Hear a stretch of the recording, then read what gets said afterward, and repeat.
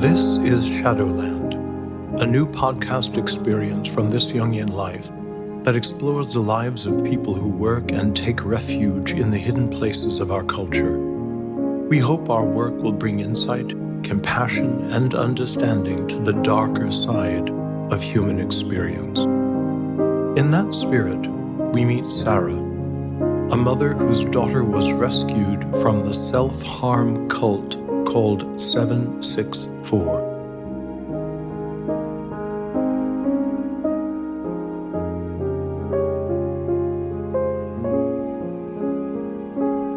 This dangerous group has been identified by the FBI, who continue to prosecute their leaders.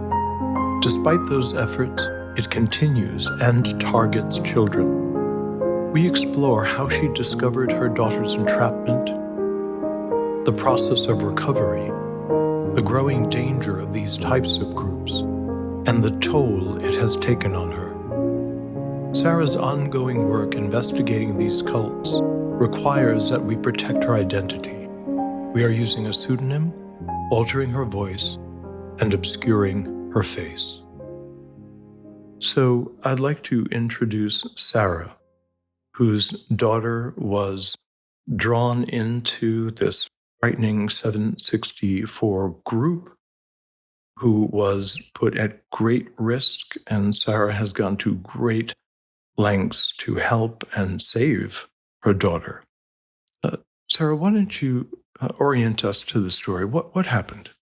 We thought at the time that this saga began a little over 2 years ago. I got a call at the end of the day from my daughter's school. She was 11 years old and in 6th grade at the time. And I was told that she had carved a word into her wrist and that they were calling the CAT team, which is a mental health fast, quick responding team. Really, it's the police department that takes you to a psych ward, to be honest. Yes. And the night before, we had all gotten into an argument about her iPad. We had taken that away because her grades were not performing. And she was just, not turning in assignments and doing very poorly. And she was really upset about having lost the iPad. And so the next day, the school guidance counselor told us that she had carved a word into her wrist and that they had called the police, and that the police were going to be taking her on an involuntary hold to the children's psych ward. Oh, my God. Yeah, and had she been self-harming before, or was this the first time? Wow. This was the first time. What do you know what the word was? Yes, it was her name from Discord. Discord is a platform that children use on the internet to play games and communicate with each other. So it was her handle, basically, her username. So I rushed over there. I saw it. It was horrific. And I tried to get the truth out of her, tried to get some semblance out of, what had happened. And the most I was able to get was she said that there was somebody that she needed to have access to her iPad because there was somebody she was keeping alive. And if she didn't talk to this person, they were going to kill themselves.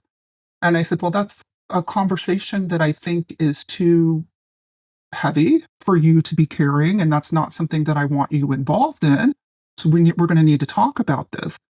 In retrospect, knowing what I know now, I think, how did I not push that further? Why were alarm bells not going off? Why wasn't I going to the police with that? But, at the time, we were focused more on her, what she was doing, getting her home, getting her safe, helping her make good decisions. Not on the idea that there was this threat and that she was a victim. I mean, that just was nowhere on our radar. Jung felt that houses have a particular significance in dreams. He said, a house depicts a life situation.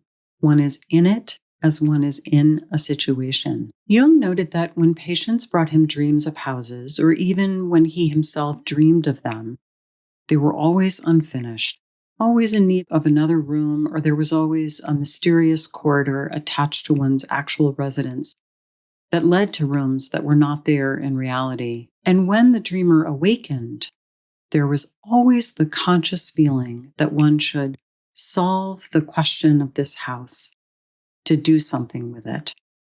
This month, for our Dreamography project, we are asking you to send us your dreams about houses for analysis on a special episode. One person who sends a dream will win a copy of our new book, Dreamwise, Unlocking the Meaning of Your Dreams. Follow the link in the show notes to send us your dream.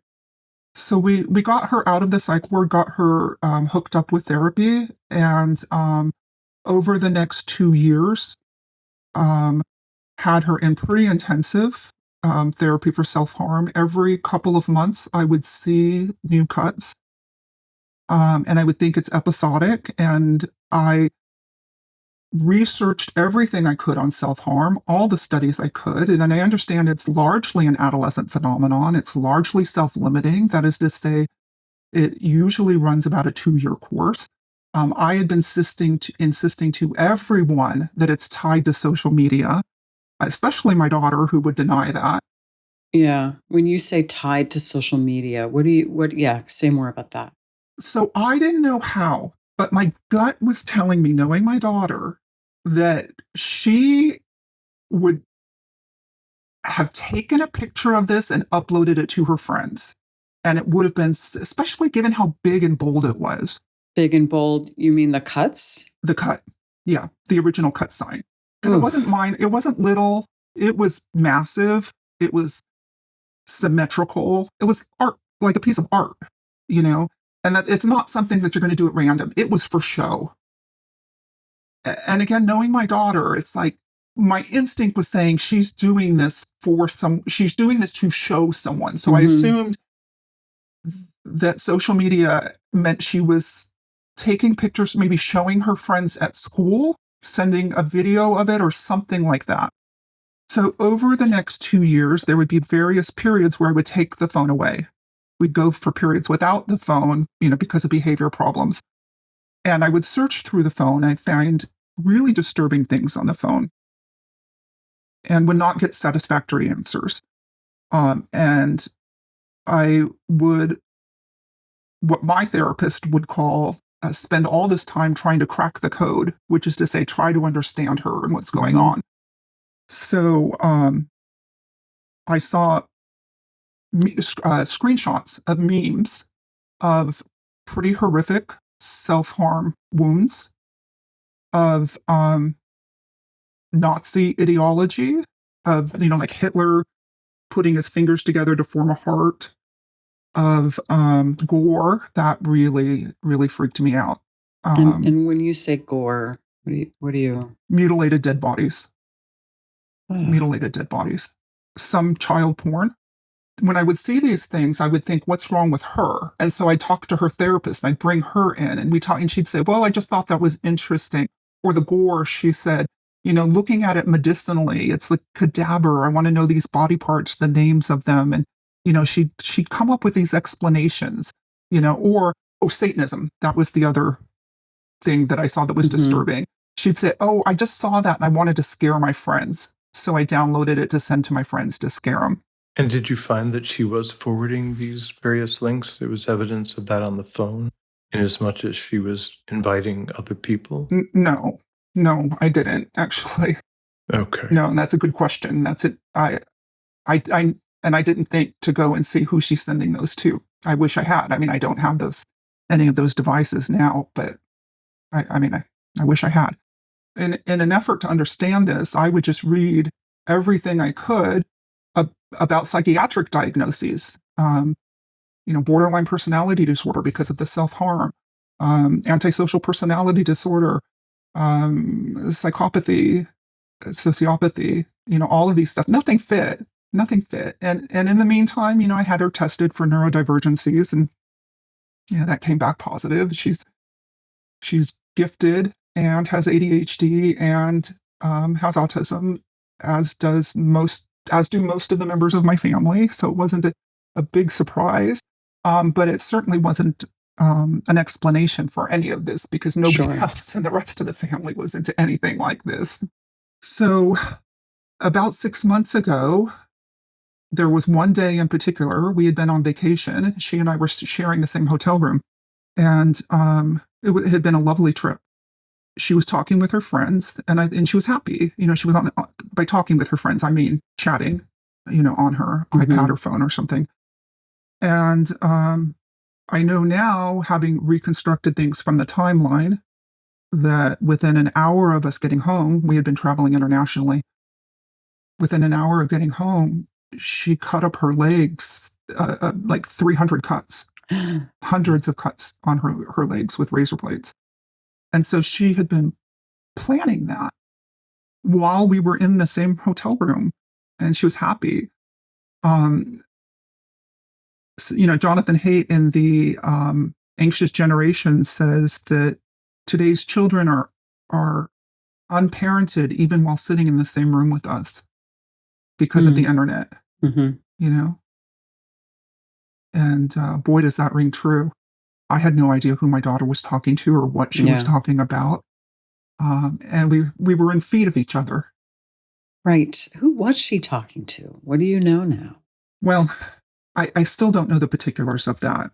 But when I saw her legs within a day or two of her doing that, and immediately got her into a residential treatment program for self-harm, doing DBT, what's called dialectical behavioral therapy, which is the gold standard for self-harm. So if somebody were to present to a therapist with a team that is cutting or self-harming, they would probably recommend DBT therapy. And I was very fortunate that I was able to find a very, very good residential program that specialized in that. While she was there, the FBI came to our house and said, your daughter has been the victim of a cult called 764. And I'll tell you, my husband's first instinct when hearing about this was to say this can't be true. This sounded like satanic panic. This is just too Pizzagate. This just sounds weird. So shocking, so outrageous. It's so shocking. It's like, it's too sensational. This just can't be true. But unfortunately, it's true. And so 764 is a terrorist organization. It is classified as a terrorist organization worldwide, not just in America. It exists right now in 23 countries worldwide.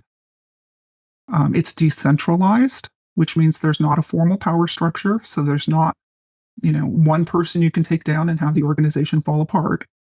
There's not a formal hierarchy to it. It's very unclear to know who the members are at any given time. And you can say you're a member and kind of make yourself a member, but who knows if, who's on the roster at any given time? Nobody really knows.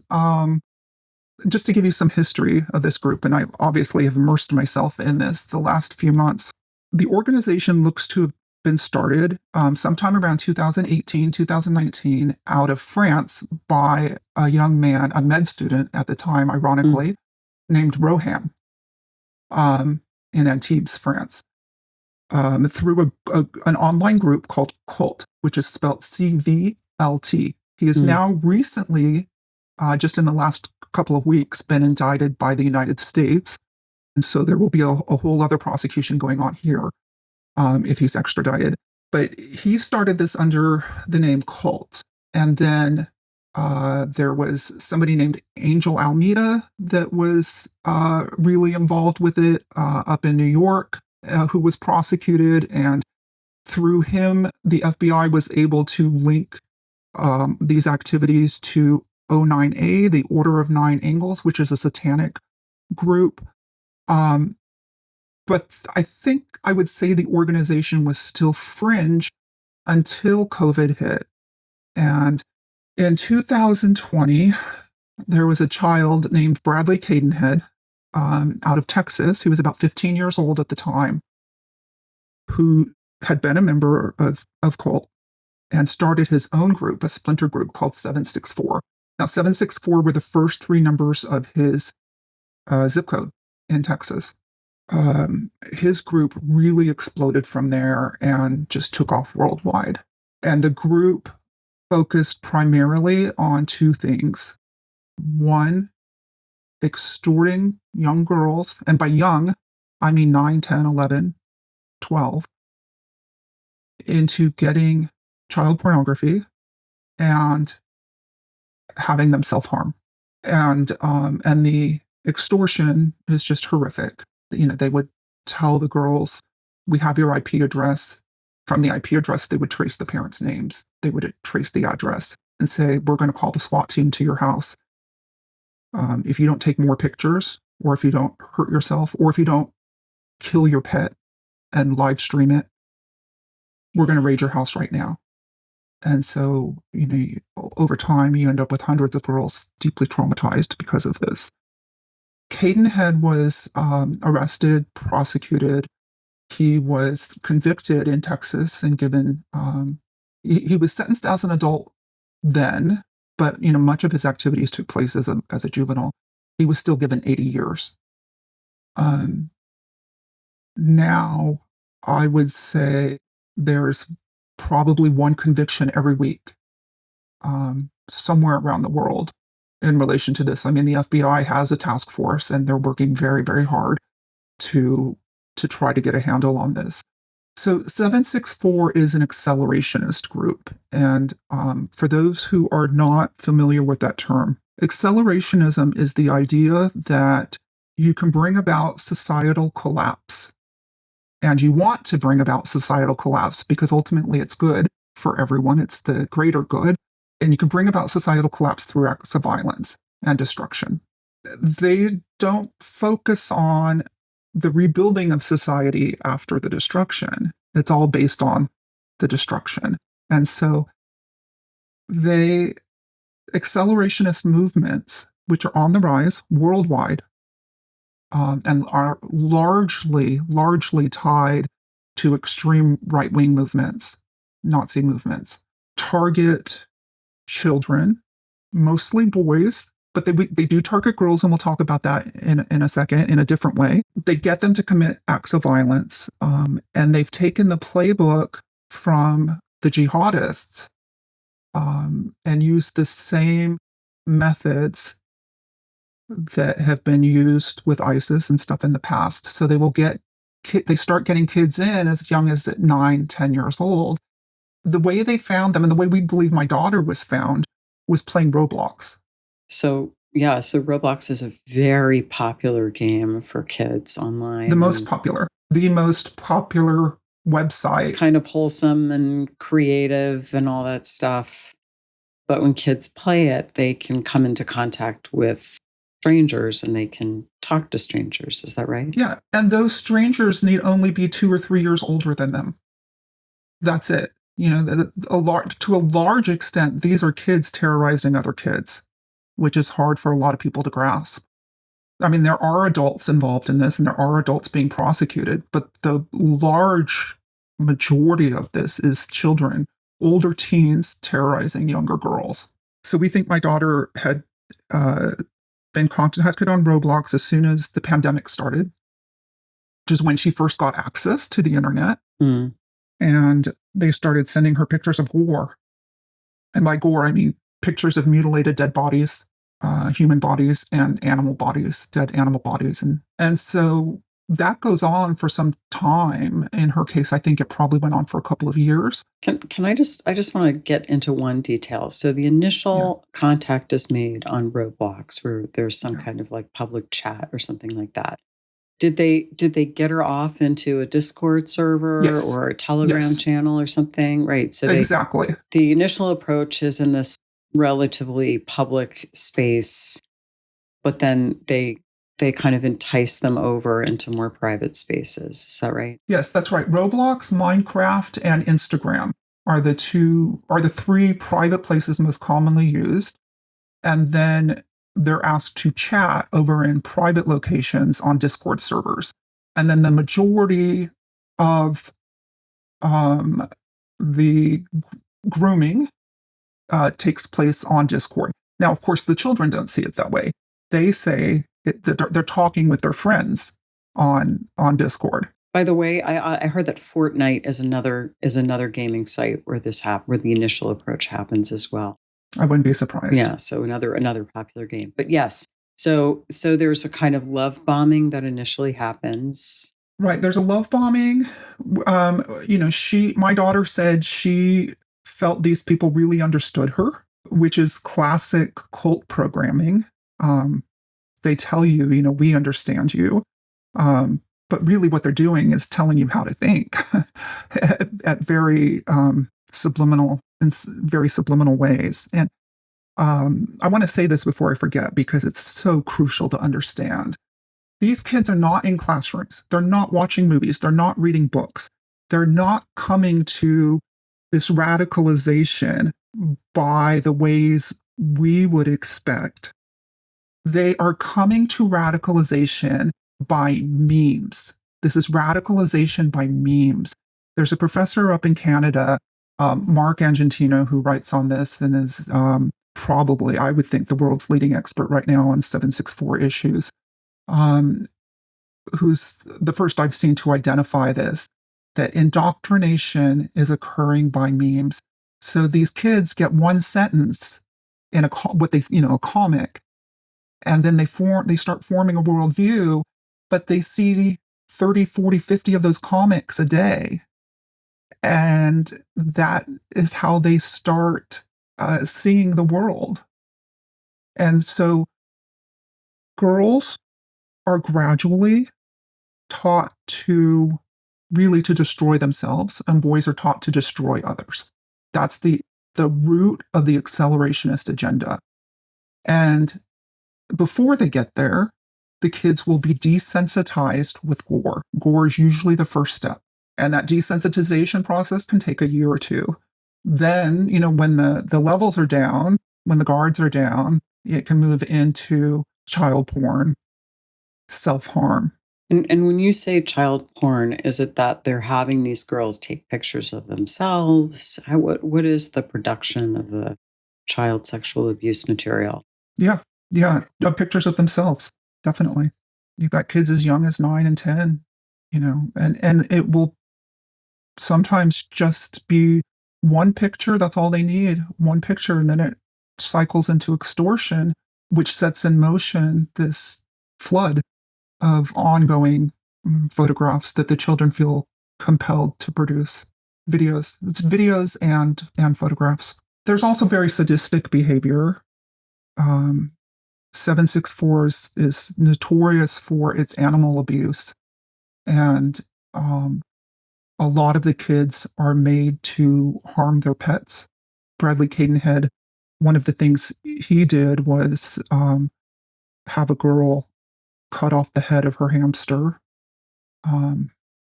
He was trying to get her to kill herself before her mother walked in and stopped the situation.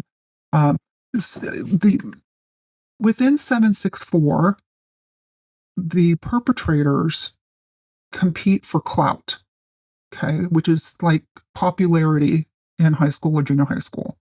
It's just called clout online. And they achieve clout by getting their victims to do more and more extreme things.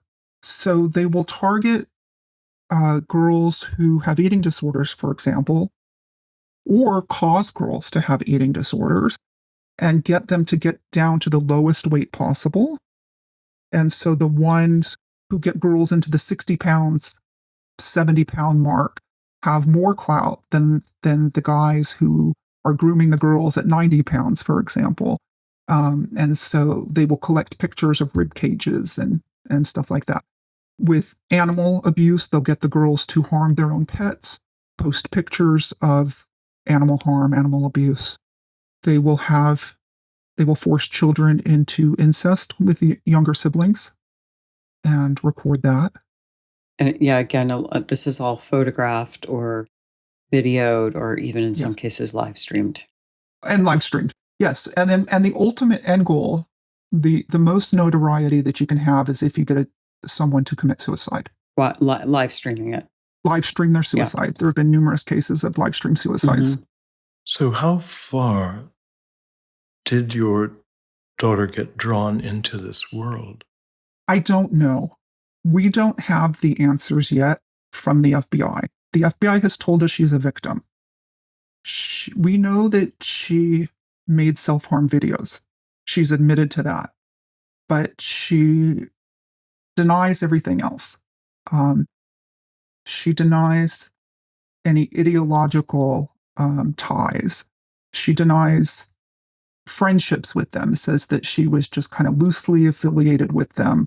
She saw things, but she wasn't influenced by them. And all of, that reaction really, really bothered me the first few months. It angered me that she wouldn't, fess up to her involvement in this. But I've since come to understand that that's actually, believe it or not, normal. The National Center for Missing and Exploited Children explained to me that she's a trafficking victim, and that trafficking victims will often have Stockholm syndrome and protect their abusers because they've identified with the group. So it's a friend group. Professor Argentino, who I mentioned earlier, published a piece a couple of days ago where he said that children will choose their abusers in these online groups above family and friends because that's where their identity at this point in their life lies, which is actually kind of typical of adolescent development. So, there's those dynamics at play. I understand that.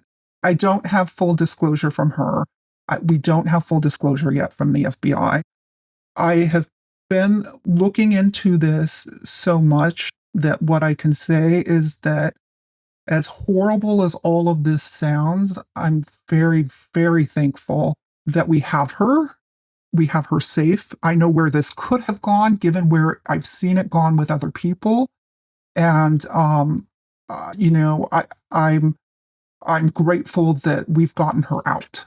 Yes, of course you are. I just want to say that in Africa, there were warlords who would come and get the 12-year-old boys out of their homes at night and then put a gun in their hands and a gun to their head and said, if you don't shoot your parents, we'll shoot you. Joseph Kony. And, I think once you've done that, your allegiance to your abuser is kind of unshakable because, and I think it's a very kind of similar dynamic, right? You've done some terrible things, sort of in the name of belonging to this group, and that it does kind of rearrange your priorities, especially like you're saying for adolescents. And I think that the strong need that adolescents have for a sense of belonging is part of how we can understand this. And and they're trapped, right? Because the teeth of this organization is what's called doxing. If you're not familiar with doxing, that's when I explained earlier. A lot of these kids have malware, which enables them to get the information from talking to you that has your passwords, that can get your IP address, your home address, your parents' name, all of this stuff. And they tell you, we'll publish this stuff. And there is a place on the internet to publish that. I'm not going to say the name of it. It doesn't need to get any more credibility. But these kids all know about it. You can go to that place. If you're talking to a certain person, you can go to that internet, that website, look them up and see if they've been doxxed. And you can get a rundown on them. So the kids become afraid of being doxxed, put on this website where they're forever vulnerable. So it's not just the sense of belonging. They're trapped. They're pushed into this. And so many of them just don't see a way out. They don't see that they can talk to their parents. They can talk to a professional. You've got kids going through psych wards. I mean, so many of these children who self-harm are put into psychiatric units for self-harming. They go through at least the initial 72-hour observation period, if not longer, and don't mention this. By the way, that's the way the FBI found us, was from the admission records at the hospital. We believe they did a query for cut signs. Now, a cut sign is where you carve or cut the name of someone, and it's not a real name, it's the handle, the username, into your body. And so a lot of these perpetrators will have their victim carve their name into them. They collect pictures of the girls doing that, and then they publish them in what's called a lore book, L-O-R-E, lore book, on Telegram. And those are their trophies, if you will. So pictures of bloody bodies with their name on them. Oh, jeez.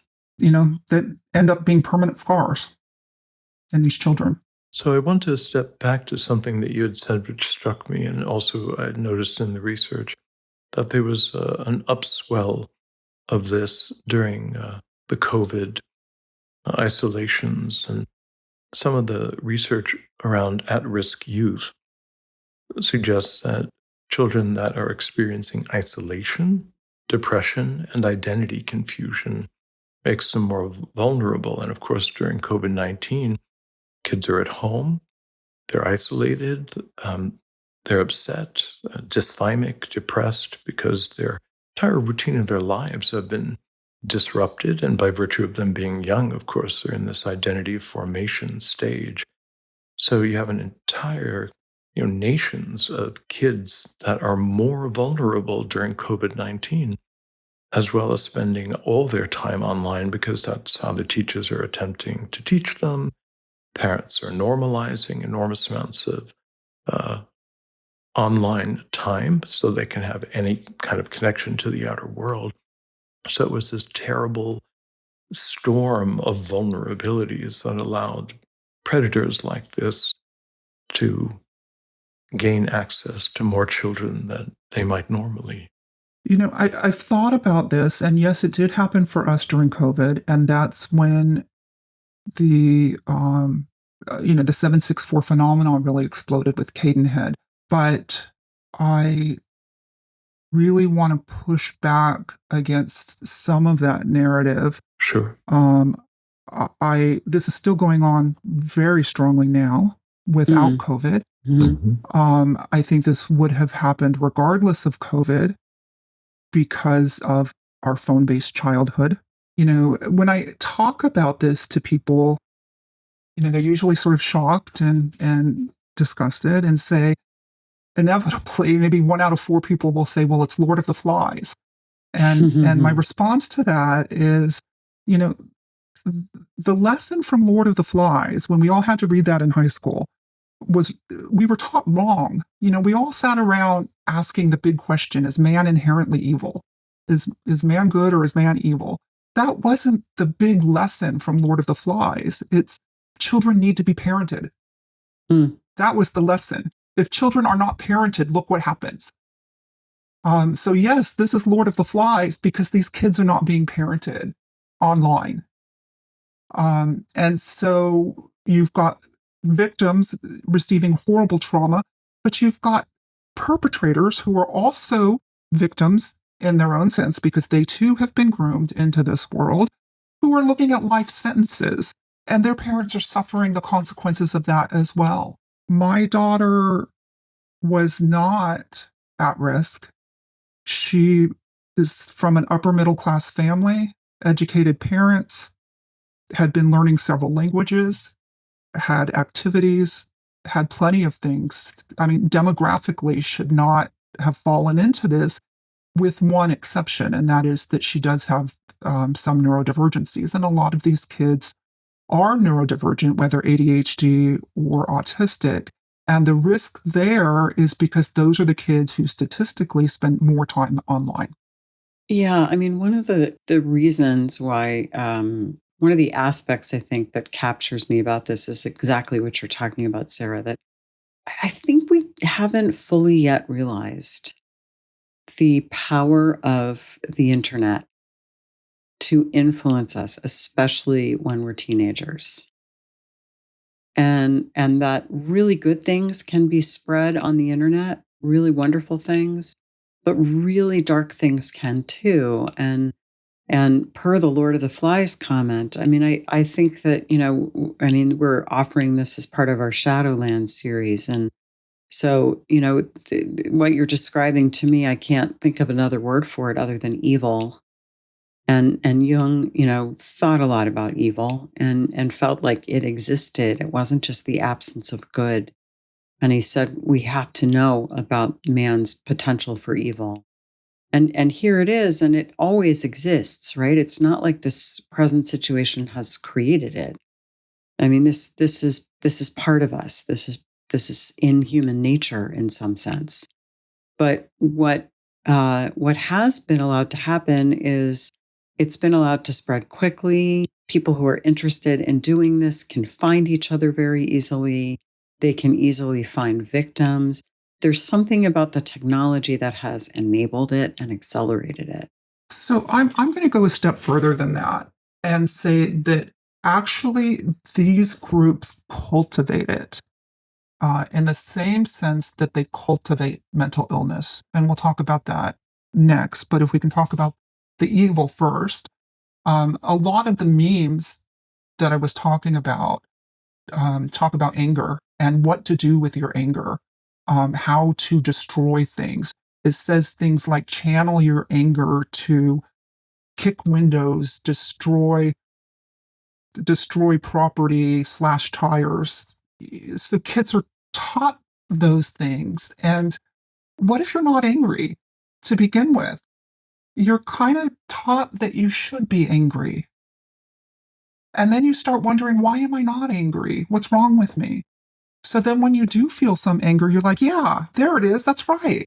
So then you end up with like normal adolescent issues, like some exclusion at school. And you respond to that in ways that you've been conditioned to, which is to say to overreact. So last night, I read the manifesto of Solomon Henderson, who was the school shooter from Antioch, Tennessee. He was a 764 member. He was friends with and influenced by Samantha Rupnow, who was also a 764 member. They were both accelerationists. She was responsible for the shooting in Madison, Wisconsin in December, and Henderson was in Antioch in January. Both of them talked about really kind of the virtue of unleashing their anger in ways that I've never seen, but are similar to each other, right? And so in reading Henderson's manifesto, and it really does take you inside the mind of an accelerationist, very, very bright teenager, but groomed and misguided and set down the wrong path, probably several years before, by these accelerationist forces. And you get the sense that he really thinks that he's doing the world a favor by doing this destructive act, by getting rid of himself because he's Black, and there's and this all floats on racism. There's a lot of self-loathing in his manifesto for being Black, and for committing an act of destruction, because that destruction and tearing down the world is a good thing. So, I used to say that even Nazis have the blessings of their conscience. These kids are taught at some level that the way they're being taught to act is natural, instinctive, right, and good for the world. And that, of course, is where parenting is necessary. I mean, had I known any of this, of course, we would have just, swooped in, took her away. And And, oddly enough, my instincts here, as I saw this self-harm over the years, was that I just wanted to pick her up and take her to a cabin in the middle of the woods somewhere where there's no electricity. I kept having that fantasy, and now I know why. It was because I really wanted to cut her off from the internet. Yeah, you could feel that on an intuitive level, that somehow this was being fed by some source. It wasn't just organic. It didn't just arise within her. And you're talking about it being cultivated, and I'm just thinking, yeah, well, that's kind of what indoctrination is, right? Like you're taught something, you're given a belief system, you're taught how to think about things, you're taught how to think about yourself, you're taught how to think about, the meaning of your life and what you ought to be doing. And, the truth is that we can all be indoctrinated. That's the thing, is that we're all susceptible to this kind of influence. So even kids without, yes, kids with more vulnerabilities are getting drawn in at higher rates. And Joseph, you make the very good point that there was a great deal more vulnerability during COVID when life was incredibly online. But it really could just kind of happen to anyone who was sort of maybe having an off few months, or was just spending a little too much time in the wrong corners of the internet, or whatever.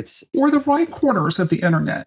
Roblox is the single largest, most popular game played worldwide.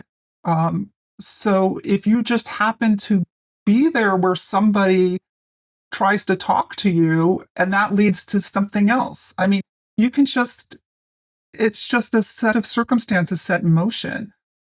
You don't know where that this kid is going to be in this kind of dangerous place 2 years later. It happens so gradually. The child wouldn't have chosen to be there and make those decisions. But over time, they've seen these memes, they've heard these people say these things, they've sort of come to believe these things are normal, which actually sort of leads me to one really important point. I think it's really important that we distinguish between the way that girls are indoctrinated versus the way that boys are indoctrinated. The organizations, the acceleration of movements, are largely gender stratified. That is to say, the perpetrators are largely male and the victims are largely female.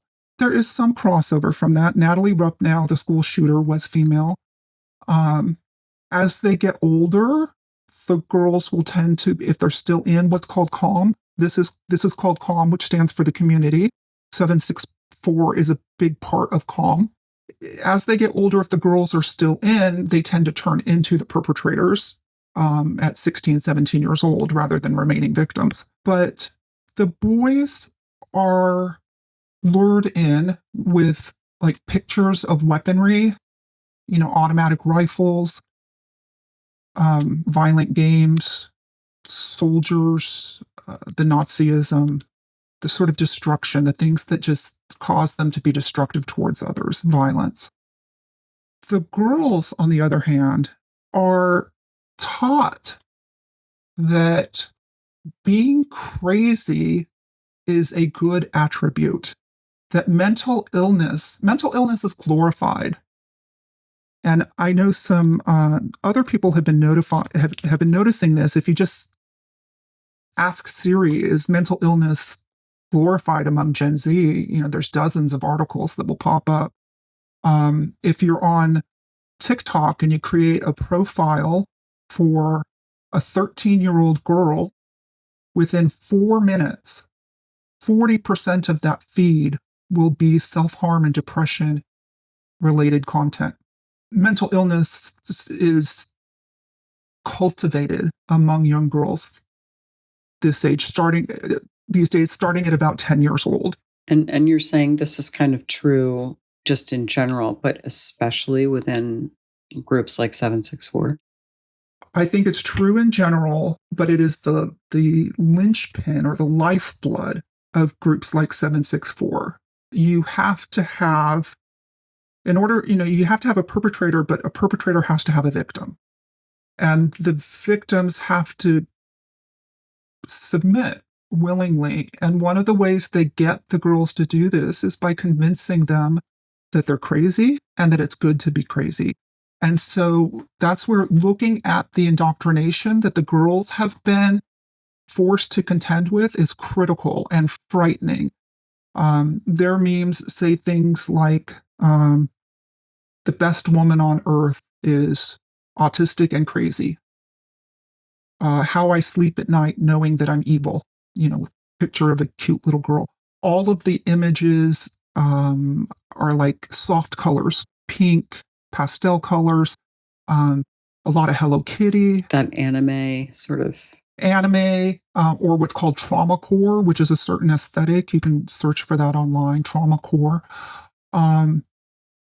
It's a very soft aesthetic, but there will be like some blood in the background, and a lot of self-harm associated with it. So you'll see pictures of girls holding teddy bears and looking very cute, but then they've got cuts on their arms and legs. So that type of girl is present in all of these memes. And oddly, the mental illness known as borderline personality disorder is specifically globbed onto. And that's really quite interesting because, first of all, borderline personality disorder is not a diagnosis that any licensed therapist or psychiatrist is going to give to a child under 18 because they can't, right? It's a personality disorder and prohibited. But second, one of the core features of it is self-harm. So when these kids are taught to self-harm and rewarded for self-harming, cheered for self-harming, praised for self-harming, they then look for some explanation of the self-harming, and self-harming is listed under borderline personality disorder. So then they identify with the rest of it. Well, what's the rest of it? The rest of it is basically strong emotions. Well, teenage girls tend to have strong emotions. I mean, so it becomes very hard then for these young girls to look at that diagnosis and say, that's not me. And so most of these girls self-identify as having borderline personality disorder. By the way, statistically speaking, over 90% of all the kids in CALM self-identify as having mental illness. And that's part of that whole glorification process. One FBI agent I spoke to said what that also does is that it alleviates them from the responsibility of poor decision-making. So they can say, well, I was autistic. I'm autistic. That's why I did that. And so they don't have to do better. There are also some issues that come in here about gender, and transgender kids can be at risk in these groups as well for the victimization. Just to build that out a little bit, there was a very well-reported piece in the Washington Post from just a few months ago about Samuel Hervey, who was a transgender man who was in a mental health crisis. I think it was in 2021. And, there was a teen girl somewhere in Eastern Europe who started speaking with him and encouraging him. I think he was already expressing some suicidal ideation online. And if I remember this right, she was like, go through with it. And so he was one of these suicides. He eventually live streamed him a self-immolation. Yeah, he set himself on fire. Yeah.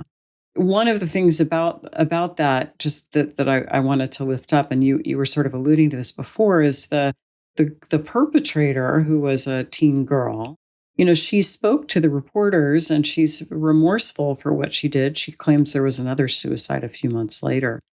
But she was in not a great space, and she was kind of groomed into this. So there is something about maybe like we would just say kind of vulnerable kids who, to use your words, there's a real kind of cultivation of depravity. It's not necessarily like these are terrible kids who just start doing this. It's like there may be some vulnerability, and they're inculcated into it.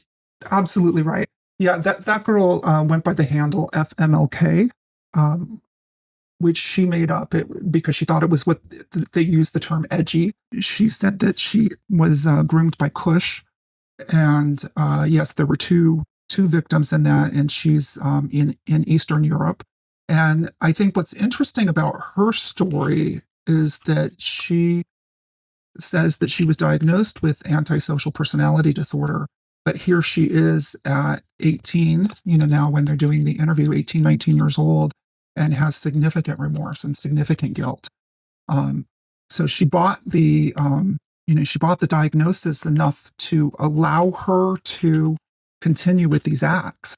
And one of the things I actually had observed in some of the stuff that I did see during the 2 years that I didn't know what was going on was some of the memes that my daughter had saved where people would have the hashtag no empathy.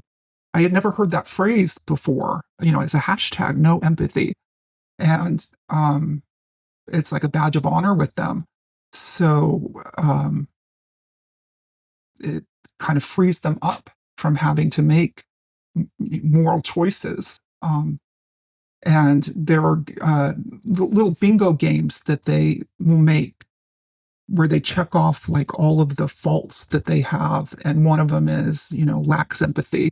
And they usually, boys and girls, will all check that. So part of the grooming process here is to get them to sort of disavow any sense of personal empathy. So when I talk to parents about this, that's one thing I want to let them know. If you ever hear that phrase, no empathy, be on the lookout. If you ever, if you see self-harm in any form, you should be on the lookout. You should be looking at what your child is looking at online.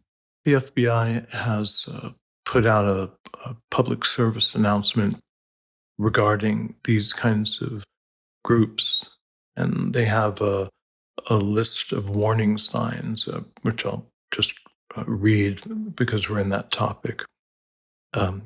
Sudden behavior changes, such as becoming withdrawn, moody, or irritable. Sudden changes in appearance, especially neglect of appearance. Changes in eating and sleeping habits. Dropping out of activities and becoming more isolated and withdrawn. Scars, often in patterns. Fresh cuts, scratches, bruises, bite marks, burns, or other wounds. Carvings, such as words or symbols on the skin. Wearing long sleeves or pants in very hot weather. Threatening to commit suicide and openly talking about death. Not being wanted or needed or not being around. So those are some of the things that the FBI has put forward for general consideration in terms of signs that your child needs more attention, more help, more supervision. And maybe a bark phone while you're at it. Tell me about that. For those aren't familiar, a bark phone monitors text messages, any sort of social media websites that your child has been to, and alerts you, the parent, to any sort of concerning content. Had my child been on a bark phone, we would not have gone down the roads we had the last 2 years or so. I do want to make one other point about the girls and mental illness. One of the things they will do is compete with each other to see who can be the sickest. And in the way that the boys will compete with each other to see who can do the most harm, who can be the most sinister, the girls will see who can cut the most, who can cut the deepest, who can use the most heinous cutting instrument, who can stalk their boyfriends or a guy they like the most. And then something I unfortunately have just learned about called bed rotting. Are you familiar with that term? No. Yeah. I see your sigh, Lisa. Bed rotting is a big part of the culture for the girls here, something that is being cultivated. And the girls will compete to see who can bed rot the most. Now, bed rotting basically means doing nothing but staying in your bed on your phone. And that can be taken to absolutely absurd extremes. So they will not use the bathroom, for example. They will urinate and defecate in a corner of their bed. Eating food that has been like in the bedroom for weeks on end. They will take pictures of moldy food to who can eat the grossest thing. Who can go 24 days straight without being out of the bed at all. And so ultimately what that is that sense of destruction, self-destruction, right? Remember, the acceleration is to get boys to be destructive towards others and girls to be destructive towards themselves. So bed rotting is just kind of, the ultimate here, apart from suicide. And so suicide, which you might see in a lot of these memes, abbreviated as 988, which is because of the suicide hotline number. Mm-hmm. A lot of girls are indoctrinated towards suicide. And so they will default into this mode of, I have to kill myself if anything goes wrong, which sort of lends itself to that traditional borderline personality disorder paradigm, but, really steers them away from healthy coping mechanisms. Mm-hmm. But, if they get into a fight with their parents, the first thing they do is they want to kill themselves. Well, I'm on Twitter constantly looking for these kids. And a lot of these girls are in the eating disorder pages, the self-harm pages, the suicide pages, and they will just jump immediately to suicide after an argument with their parents. Like that's like it's a natural consequence. And by jumping to it, you mean that they threaten it? Suicidal ideation. Yeah, they'll talk about it. But particularly a suicidal threat as a way of navigating or trying to shift the power dynamic with the parents? No, because I don't know that the parents even know that this is happening. But the kids will get online and start talking about how they're going to kill themselves. And so just to put it in perspective as to how common this is, nobody even responds anymore. There's probably 15 or 20 girls that I follow that will threaten every week or two. Nobody responds because everyone's so used to it. It's like shtick. It's, part of that girl's profile. As my daughter would say, it's LARPing. LARPing stands for live action role playing. So it's not like people come to their aid and say, no, don't do it. It's so commonplace. And so then, unfortunately, you've got this situation where parents don't really know what's real, what's not, what's a threat, what's not. And the mental health system doesn't understand currently that there's a milieu that rewards talking about suicidal behavior. Just like there's a milieu that rewards cutting. You're seen as badass. You're like the kid with a cigarette when I was in school in 7th grade. You're edgy. But if you cut now, you're that kid. You're hot or cool or whatever. The same thing with suicide. It makes you edgy to talk about it. And, so unfortunately, those terms are then conflated, and parents are kind of left in this position of not knowing if something is a serious attempt or teenage edginess. And by the way, that line between those two things can be pretty thin because some suicide is often an impulse. It's an impulsive act. So it may be that you're sort of testing the limits and seeing how edgy you can be, but then a little bit of distress, and maybe you've done something that you didn't even really think you were ever going to do. So especially if there are lethal means around. One of the things related to this idea about milieu, I think that the eating disorder community has had a little bit more familiarity with this because there have for a long time been pro-ANA websites, and pro-ANA behavior, pro-ANA is pro-anorexia. And it's these websites and online communities where, anorectics will encourage each other and valorize anorexia and kind of compare weights. People that have been in the eating disorder treatment world have known for years about what's called deviance training. You have to be very, very careful with group treatment with people with eating disorders, because they will, what's going to happen is they're going to teach each other how to be better anorectics. So they'll, you go into an eating disorder treatment center, and it's likely that you're going to pick up a few tricks about, how to purge or how to hide your food or whatever. So, but it seems like, part of what you're saying, Sarah, and I appreciate this, is that many mental health clinicians haven't caught up that this is now kind of happening in other spheres as well. Where like you said, that some of this is growing out of, as you called it, a milieu. There's a social phenomenon. It's not just a kind of a story of personal psychopathology, but there's a kind of personal, there's a social milieu that is supporting it, or even, like you said, kind of cultivating it. That's right. It's very much like gang culture. Yeah.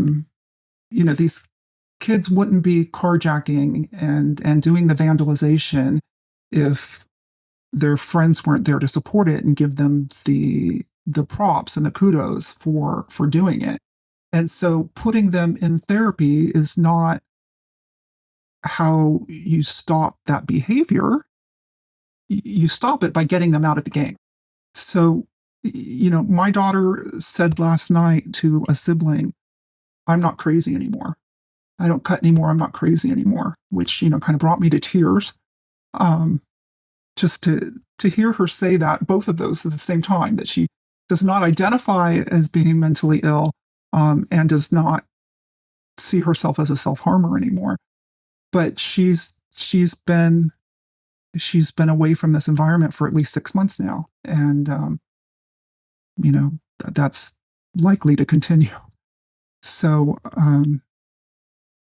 the mental health industry does not understand yet that we're dealing with indoctrination, cult-like experiences. In fact, the FBI defines this as a cult and a terrorist organization.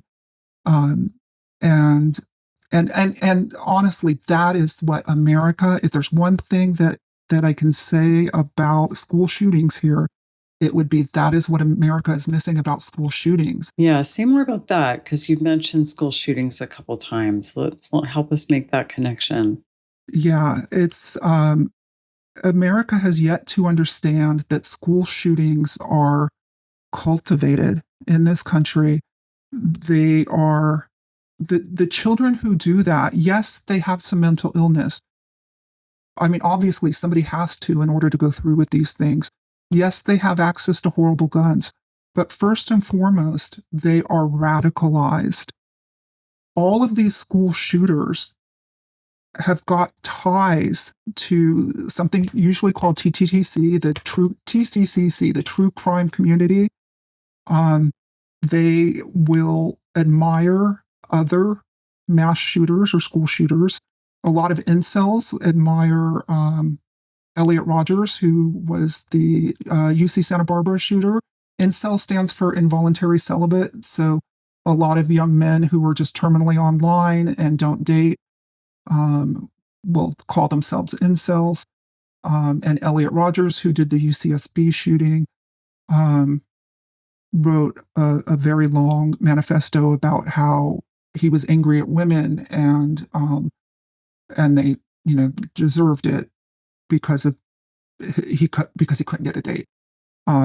That hatred for women, that misogyny, is very similar to the ethnic or racial hatred that came out in Samuel Henderson's the last school shooters, Antioch school shooters manifesto on race.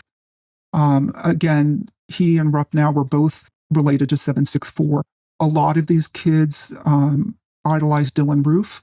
It's like a subculture in and of itself. And so if you really pay attention to the school shootings and look at who that kid is and who he was inspired by, chances are you're going to find that they had ties to an online community where they were hooked up with other people admiring mass shooters, and they had this accelerationist idea that, they were somehow doing the world a favor by doing something so extreme, and that this was an appropriate venue for their hate and for their anger.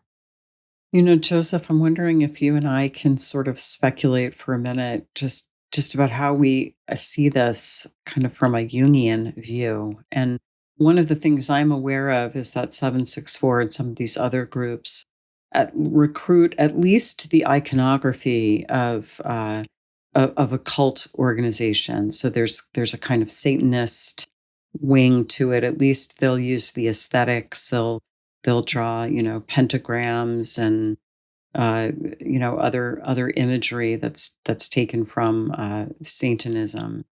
And it seems to me that that's not surprising in a way. It fits because there's an archetype here that's been constellated. And we know that when archetypes are constellated, archetypes there's always a positive pole and a negative pole. And archetypes, and a constellated archetype can fuel a mass movement, which it seems to me that we're in the realm of here. And, and I'm also really struck by just the kind of nihilism, as you said, Sarah, that it's not like violence as a means to an end, which is, certainly questionable. But there's no higher purpose here. It's destruction and evil really for its own sake. Or if I'm going to be really sort of cynical, I would say it's teenagers trying to be as edgy as possible. But it's the FBI. The FBI has redefined all of this as nihilistic terrorist movements. Mm-hmm. Right. So yeah, Joseph, I don't know if you had thoughts about that. Sarah, one of the things as Jungians that we attempt to do is to look at archetypal dynamics. And we think that if those are understood, it allows people to differentiate from those forces and recognize that they are being influenced by something. When we look at archetypal dynamics, this war between the light, which creates culture, what we think of as goodness, and darkness, which is related to chaos, is something that has been acknowledged as a psychospiritual struggle for thousands of years. The difference, I think, in modern culture, which makes us more vulnerable, is that we've abandoned some of those mythic religious stories, and we don't think that evil is psychospiritually real. Mm-hmm. And evil is real. I mean, it's real from that deep, archaic psychological level. But in the ancient world, for instance, in ancient Egyptian culture, there was ever a war between Apep and Ra, Ra being the god of the sun and of goodness and of culture, and Apep being the god of utter chaos. And the difference, I suppose, between the ancient world and what we're seeing now is the only rituals related to Apep, the god of chaos, are ones to protect you against it. But what it gave humanity in that ancient context is a symbol of the chaotic problem and a definite ethical stance that one has to work against it.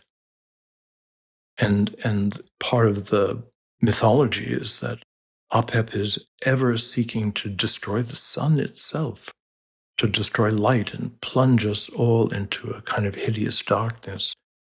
And because that was openly known openly discussed, and that there were repetitive psychological rituals wanting that chaos to be away or defeated. There's a papyrus in the British Museum that provides bells to protect oneself against OPEP. We don't think about that from a supernatural standpoint, but from a psychological, protective, and hygiene standpoint. Jung had said rather famously that when we jettisoned mythology and even religious imagery from modern culture, we lost ways of imagining these archetypal forces. And when they fall out of imagination, they tumble into the unconscious and exert their influence without us realizing it. And so that is, from a Jungian standpoint, part, I think, of the difficulty and the vulnerability that all of us as moderns have. And when these archetypes are triggered, which is what we're seeing, I think, in 764, because there is a bizarre, frightening religious component to it, what we're seeing is that these ancient and primordial forces then can erupt violently and create an enormous amount of discord in a culture. And those who are particularly vulnerable to being possessed by these archetypal forces can gain a charisma. Yeah, that's really great. I agree with you. And Jonathan Haidt in The Anxious Generation, he talks about practices that we've lost, like with community in gathering together for church services. And Haidt is an atheist, but the practice of the community in singing songs, in having potlucks, in having the social gatherings, of having a common good that everyone is working towards. Those practices have that destructive force, and we've lost those in going towards phone-based childhood as well. That's a great point, and I think we think about that in Jungian terms. Jung spoke about the religious function of the psyche, and said that we are wired to relate to something larger than ourselves. And if we aren't assisted in finding a channel to relate to those archetypal energies through traditional religions, say, for example, we'll find others, and some of them may be quite dark. So, that's another way of understanding this, that there is something archetypal at the heart of this, which means that it's in some sense extraordinarily attractive because it carries these larger than life energies. And Joseph, I just love what you said about the Egyptian god of chaos. And it made me think too of the Norse mythology with Fenrir, who will someday swallow the sun. And even it occurred to me that this idea of accelerationism, that they're going to bring about the collapse of the culture, the collapse of the society, it very much is like the Norse mythological idea of Ragnarok, the collapse of humanity, when the sun will be swallowed and the earth will return to chaos. So, which is interesting because Jung very much thought that Nazism was a return to a kind of Germanic pre-Christian Paganism. Right. Well, and interestingly, when you were talking, the one larger than life figure, I would say that these kids, unfortunately, that these kids think of, that I see on Twitter, where I look for these kids, is Hitler.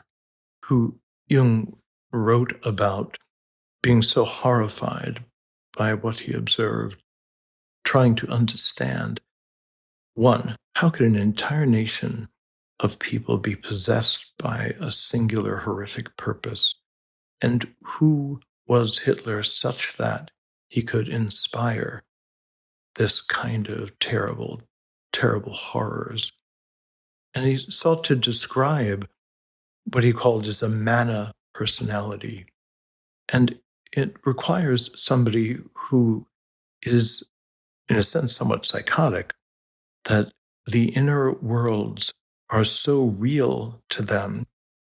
The outer world is so fragmented and unrelatable that when there's an activation of these ancient archetypal forces, it makes the individual something of a spokes vessel, a living representative of the archetypal force. And one of the ways that we can identify that is in the use of language.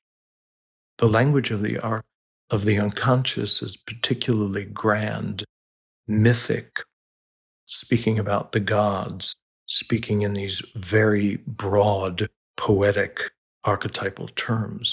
And we can see that in the language of leaders who have been possessed by archetypes. So this idea of destiny, of darkness, of the dark gods, of rituals, of summoning the dark gods, that's all archetypal language. And from what I understand about some of the leaders who've been imprisoned in this movement, they will often cry out in court that they themselves are dark gods or emissaries of these gods, and that these cultural forces, law enforcement, have no power over them. And that's very congruent with Jung's observation of Hitler. He thought Mussolini was not quite as horrible because he seemed like a kind of average Italian peasant. But in his observation of Hitler, he found something much less human in the way that he was representing himself. Joseph, with you talking about Hitler, I mean, this is a series called Shadowlands. And so just to say for a minute, we talk on the podcast a lot about the positive shadow and the way that shadow returns to us often at midlife to help us integrate what maybe we cast aside earlier, and that there's a lot of positive stuff in the shadow. But there really is stuff in the shadow that needs a moral stance, that does need to be banished or controlled or repressed even. And I think what we've been talking here today is definitely part of that.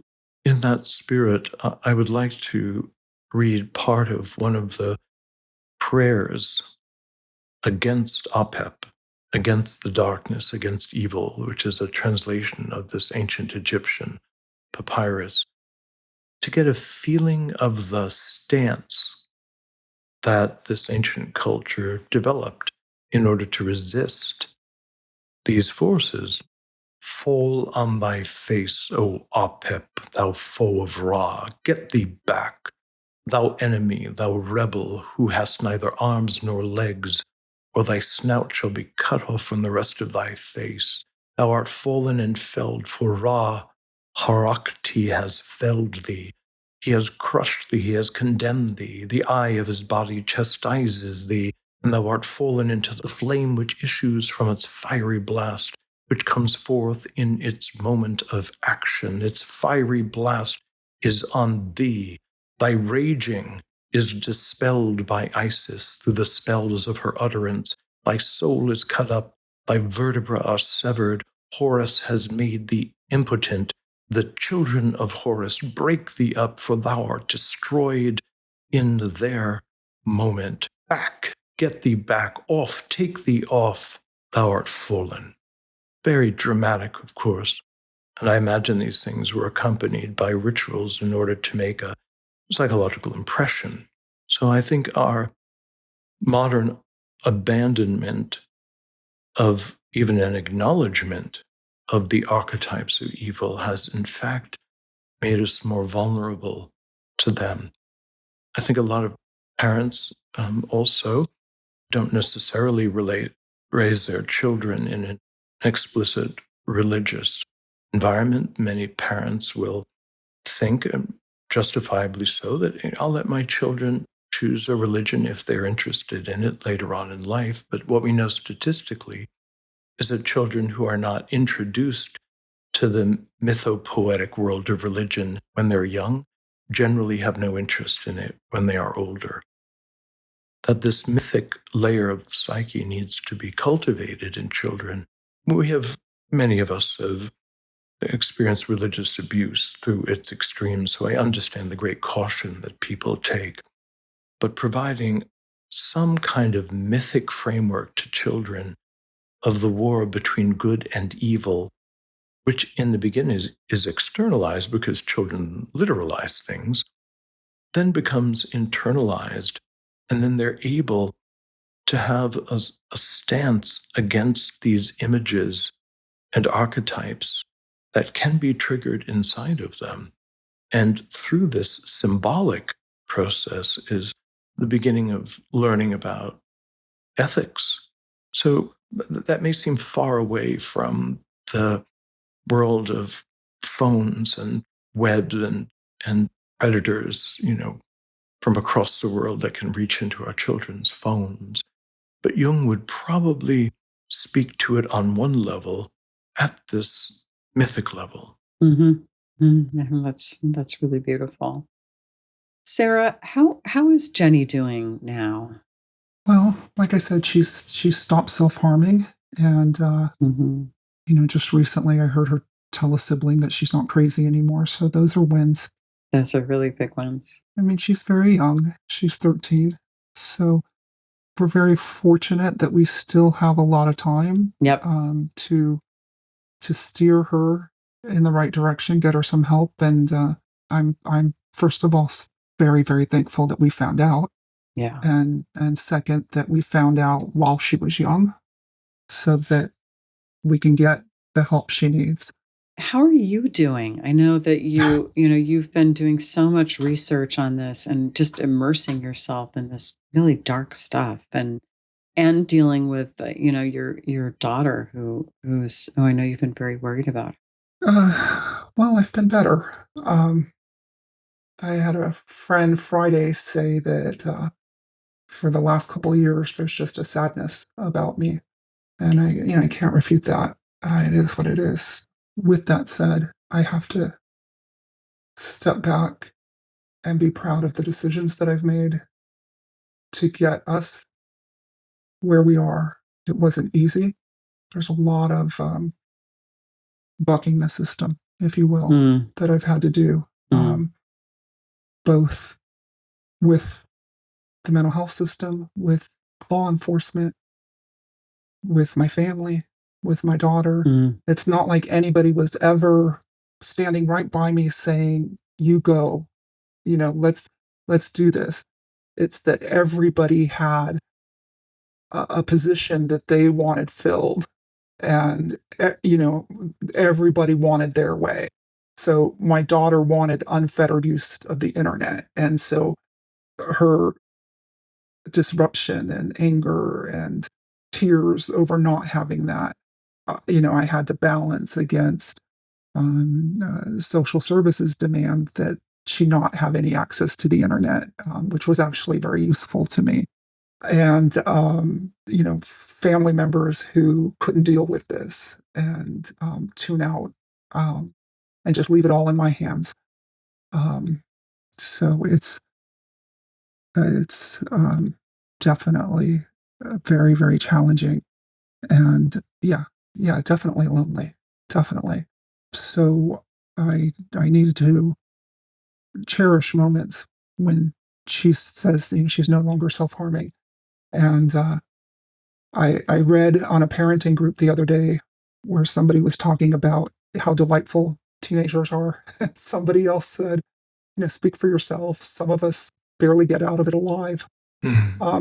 That's true. And I thought, well, I'm kind of my experience is shaping up towards one of those. But look, there's certainly a lot of reward in trying to prevent other families from heading down this path, to warn other families, not just the victims, but the perpetrators. These mothers of these 15, 16-year-old boys who are getting life sentences are losing their children too. And those kids were groomed as well, weren't they? Those kids were groomed as well. Right. Are there other resources that you can point listeners to if they want to learn more, or maybe if they're parents who are in this situation or afraid they might be in this situation? Are there Are there places online where the parents are connecting? Not yet. There's a Facebook group called Parenting in a Tech World that has started to mention some of this, Okay. but that's basically a bunch of parents who know that tech needs to be monitored. Mm-hmm. And that's where I first found out about the Bark phone. I know there are other phones in production right now that have that same goal of parent monitoring. Jonathan Haidt's The Anxious Generation's a good place to start. And his website has a lot of resources on it. Yeah, and Gene Twenge. Then they both publish regularly on Substack as well. If you just simply Google 764, you'll get a Wikipedia entry that was recently constructed that's actually pretty good and talks about the movement. But that's not going to give you the memes. That's not going to give you an idea of the indoctrination that your child is seeing. So from there, I would, just take a look at your kids' computer, look at their screenshots, look at their conversations if they're having any on Discord. Mm-hmm. What are they watching on TikTok? Watch the feed with them. And importantly, if they're not letting you, cut it off. Cut it off. That's what I should have done. My daughter was secretive. She hid these things from me. She wouldn't let me watch with her. And, we'd skirt around and try not to have an explosion and confrontation and stuff. And I should have just taken it. I should have just taken the phone. I should have taken the media access. If your child's being very secretive, ask why. Well, we want to thank you so much for coming on and sharing this really important story with our listeners. Thank you. We'll try to put some information in the show notes too. We wish you all the best in this really difficult time. Thanks for listening. To submit a dream, suggest an episode topic, or join our mailing list, visit our website, thisjungianlife.com. If you enjoyed this episode, give us 5 stars and a good review on Apple Podcasts, Spotify, or wherever you get your podcasts.